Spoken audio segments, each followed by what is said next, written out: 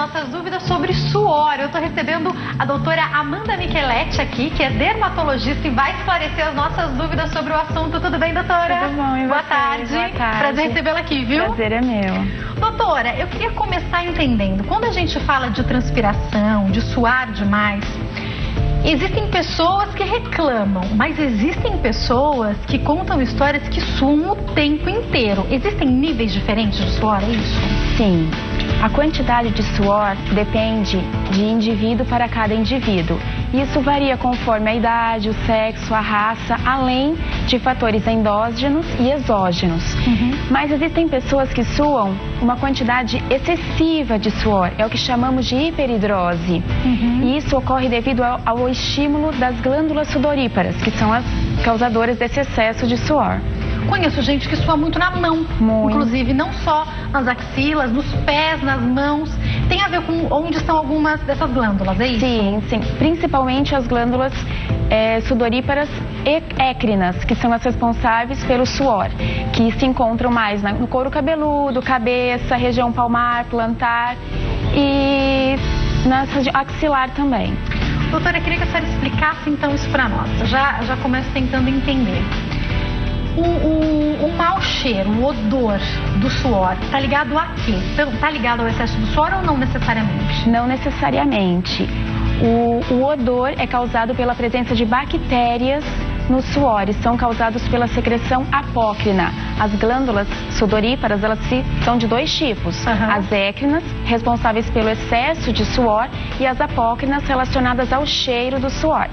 As apócrinas, elas não têm cheiro por si só, mas quando elas chegam na superfície da pele, ao entrar em contato com as bactérias, que em decomposição produzem ácidos graxos, acabam causando mau cheiro.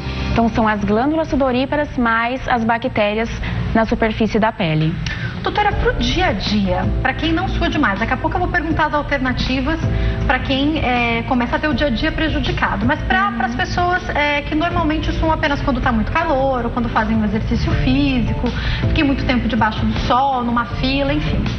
Para nós, a pergunta é, tem o que a gente chama, a gente chama de desodorante, né? Tem alguns que são melhores do que os outros. Explica para nós como escolher, seja homem ou mulher, o desodorante certo.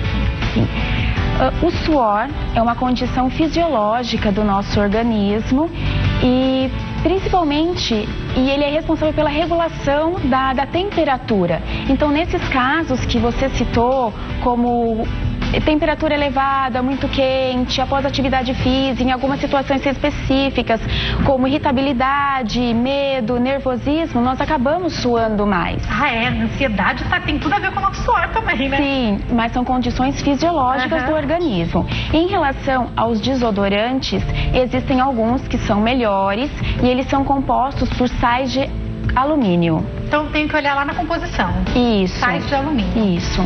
Eles seguram mais o suor. Doutora, outra coisa que eu já reparei existem alguns desodorantes específicos que você faz e à noite, a hora que você vai tomar o seu banho, parece que ele tá ali. Você tem que lavar, passar sabonete. Isso pode prejudicar o corpo de alguma maneira se utilizado todos os dias? Não, depende da composição do desodorante. Mas pode ter sido o gel, por exemplo, o creme, acaba aderindo mais do que só o spray. Então, é só o veículo do desodorante escolhido. Isso não faz diferença? Se a pessoa escolhe creme, spray, tanto não, faz, isso não faz diferença. Doutora, homens e mulheres, é verdade que os homens transpiram mais? Homens e mulheres, depende dos hormônios. Homem pode suar mais, mas isso não é uma regra. Existem mulheres que também suam bastante. Outra pergunta que eu tenho, doutora, a gordura do corpo interfere nisso? Interfere. Pessoas com maior índice de massa corporal, elas têm uma maior tendência à hiperidrose. Então isso é um fato, É um fato. Doutora, eu brinquei agora há pouco das pessoas que suam demais e que começam a ter alguns problemas no dia a dia. Pega a blusa emprestada da amiga numa emergência, quem nunca, né? Acontece, às vezes você tomou uma chuva, aconteceu alguma coisa, tem uma reunião, a amiga fica com a minha, ficou com essa regata, depois eu me viro. E aí mancha aquela blusa da amiga, sua demais, fica aquela pizza. Ou então você tem uma reunião, alguma coisa importante, na hora que você vai falar, tá aquela mancha, seja para homens ou para as mulheres. Isso começa a incomodar no dia a dia. Quais as melhores alternativas? É importante procurar um dermatologista? Sim, é muito importante procurar o dermatologista e existem algumas dicas práticas para o dia a dia. Por exemplo, prefira locais ventilados, use roupas mais claras, que absorvem menos calor, de algodão, roupas finas. Yoga é uma prática relaxante, que hoje em dia o suor está muito relacionado ao estresse. E são algumas medidas básicas. Né?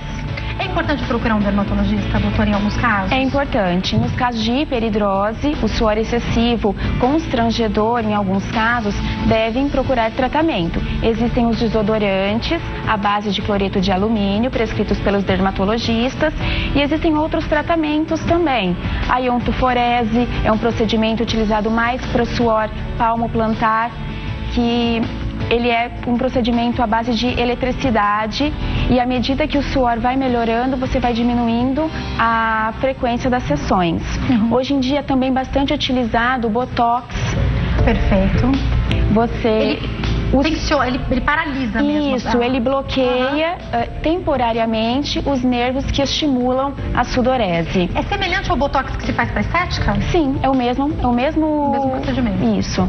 E daí ele é aplicado, por exemplo, nas axilas e na região palmo-plantar.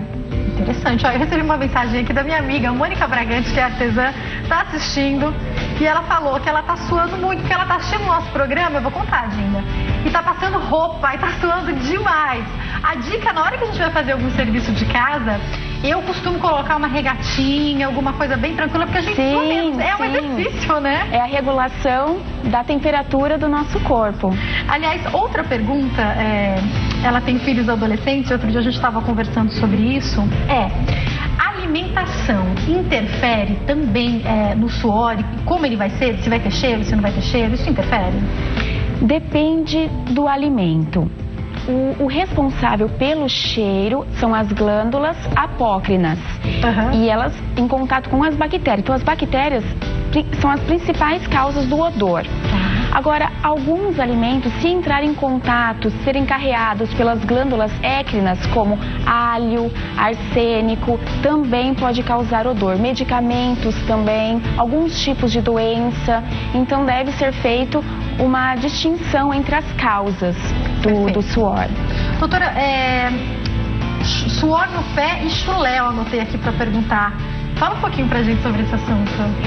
O pé é uma região que ele tem um ambiente, pode ser úmido, abafado, onde proliferam as bactérias, fungos, e esse contato com as bactérias, as infecções, acaba levando ao chulé. É verdade que procurar um sapato que tenha furinhos ou que seja mais resfriado faz diferença? Faz diferença. É um fato, então? Sim. O que fazer para o chulé, doutora? Adianta passar aqueles talquinhos, aqueles produtos ou tem que procurar um tratamento? É melhor procurar um tratamento. Entender exatamente a causa e cuidar direitinho, exatamente. Porque não vai resolver, né? Não resolve. Doutora, a senhora falou da utilização da toxina botulínica, que a gente chama de Botox, apesar de ser a marca. Eu queria entender mais como funciona. Minha primeira pergunta é, para quem é a indicação? Adolescentes podem utilizar? Podem utilizar. A indicação é para os casos onde o suor incomoda o dia a dia da pessoa. Por exemplo, o adolescente que começa na fase da paquera, ele fica constrangido. Quando você trabalha, tem reuniões importantes, dependendo da sua profissão, que você utiliza a mão para o contato, ou quando você escreve bastante. Então, quando o suor interfere na sua qualidade de vida, é necessário procurar um tratamento. E um deles é o Botox. Quanto tempo dura? Dura em média de 4 a 6 meses. Aí vai refazendo? Sim. Qual tratamento mais? Tem algum tratamento com medicamento ou isso não existe? Existem medicamentos que podem ser usados, anticolinérgicos, no caso de muito estresse, benzodiazepínicos, mas isso depende de cada caso. Medicamentos não são tão prescritos assim. É preferível outras alternativas, né? Doutor, em alguns casos, a senhora indica para uma cirurgia? Existem casos que, sim, a cirurgia sempre é a nossa última alternativa, mas existem casos não responsivos aos tratamentos anteriores que é indicado. Para a gente caminhar para o fim do nosso bate-papo, doutora, quem sua demais e às vezes começa a ficar constrangido, deve procurar então a ajuda do dermatologista e o dermatologista vai ajudar a fazer o que for melhor. E por que eu quero que a senhora intensifique isso? Porque se a gente entrar na internet, tem tutorial de tudo. Tem tutorial daquele produtinho que você faz com vinagre, com não sei o que, para você utilizar. E a gente sabe que alguns deles, a pessoa está falando sem ter nenhuma formação médica. Ela pode estar falando algo, aí alguém vai lá, faz, se queima, se machuca, pode ter problemas, não? Pode. Então é importante procurar um médico. É importante. Né? Muito obrigada, viu, doutora? Obrigada a você. Quem quiser entrar em contato, tem o telefone 0 operadora 11 32850845 e 0 operadora 11 3284 6125. Tem o Instagram, @Amanda Micheletti, Micheletti que se escreve, tá direitinho pra vocês, tá? E o e-mail é doutoramandamicheletti@gmail.com. Uma ótima tarde. Obrigada. Obrigada a você.